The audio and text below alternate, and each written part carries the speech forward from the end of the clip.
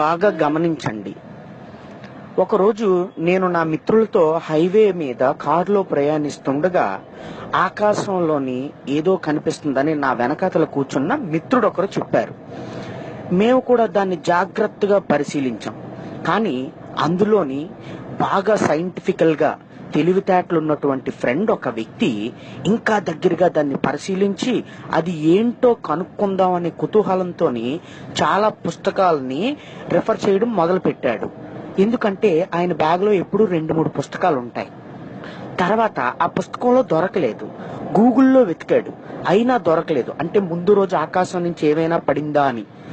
చివరికి నా పక్కన ఉన్న ఇంకొక మిత్రుడు బాగా క్లోజ్ గా చూశాడు దాన్ని. చూసినప్పుడు మాకు తెలిసింది ఏమిటంటే అది కారు మీద ఎదురుగా ఉన్న అద్దం పైన కాకిరెట్ట అని. Share chat.